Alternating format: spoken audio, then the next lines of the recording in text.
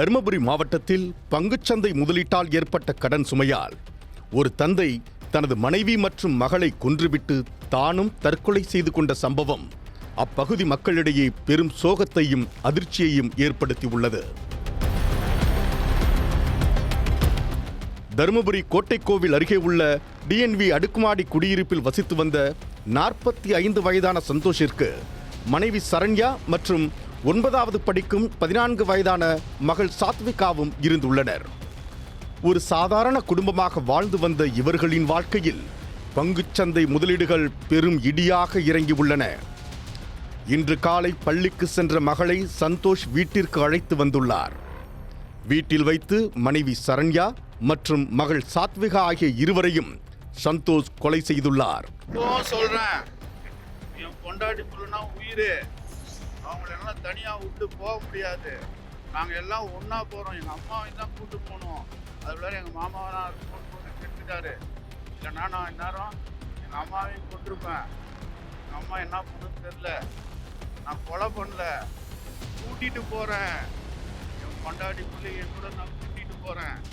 வேலாயுதம் இருக்கிறாங்கல்ல, ஒரு காசு கொடுத்துருங்க, அவங்க பாவம். எங்கள் சித்திக்கு கொடுத்துருங்க, வித்யா சித்தி பவானியில் இருக்கிறாங்க, அவங்களுக்கு. அதே மாதிரி காசி மணி அவனுக்கு கொடுத்துருங்க. எங்கள் பக்கத்து வீட்டில் இருக்கிறாரு வடிவலனுக்கு கொடுத்துருங்க. எனக்கு கொடுக்க வேண்டியது சதீஷ் ஆயில் கடைக்காரங்க பையன் 5,80,000. ஆயில் கடைக்காரர் சரணியாக்கு 3 லட்சமோ 2 லட்சமோ தரணும்.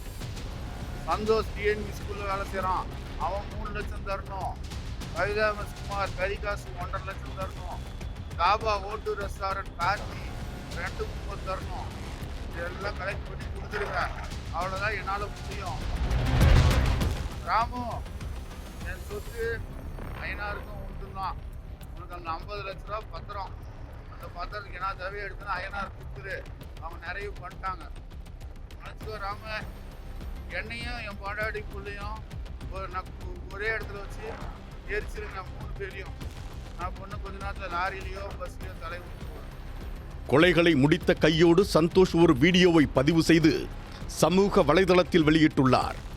அதில், எனக்கு அளவுக்கு அதிகமாக கடன் பிரச்சனை ஏற்பட்டுள்ளது.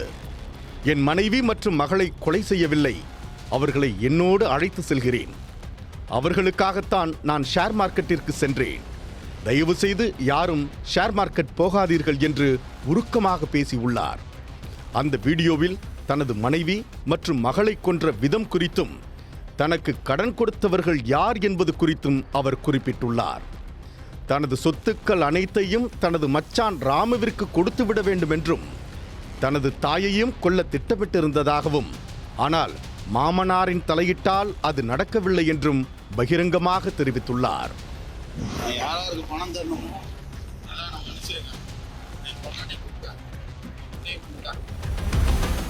அவங்களுக்காக தான் வாழ்ந்தேன், அவங்களுக்காக ஷேர் மார்க்கெட் போனேன். ஆனால் என்னால் அவங்கள காப்பாற்ற முடியல. கடன் அளவுக்கு அதிகமாக போயிடுச்சு. எங்கள் அம்மா தான் கொல்லுன்னு நினச்சேன், சொல்ல முடியல. சரணியாக்கு வந்து ஒரு 42 லட்சம் இருக்கும். 42 லட்சத்தில் 22 லட்சம் வித்தியாசம். 8 லட்சம் டிரைவர் டிஎன்வி வேலாயத்துக்கு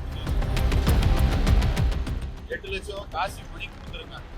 அப்புறம் டிஎன்வி சந்தோஷ் ஸ்கூலில் வேலை செய்வான், அவன் ஒரு 3 லட்சம். கவிதா மிஸ் 1.5 லட்சம். அப்புறம் எங்கள் பெரியப்பா பையன் 5,80,000 சதீஷ் ஆயில் கடை கோவிந்த அவங்க பையன்.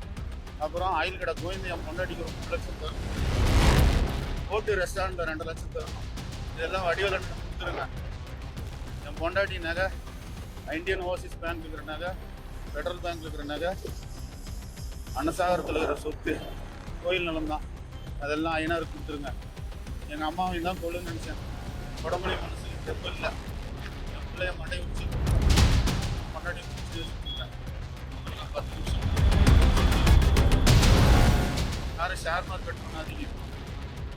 இது கடைசி இது ரைட்ஸ் எல்லாம் ஐயனார் ஐயனார் மன்னிச்சிருங்க. ஆமாம் மன்னிச்சிருங்கக்கா. அம்மா சீக்கிரமா செத்துருமா, நீ சீக்கிரம் செத்துருமா, இருக்க வேணாமா, சீக்கிரம் செத்துருமா.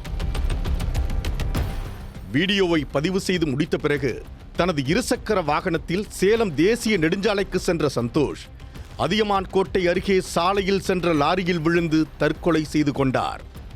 சம்பவம் குறித்து அறிந்த அக்கம் பக்கத்தினர் உடனடியாக காவல்துறைக்கு தகவல் அளித்தனர்.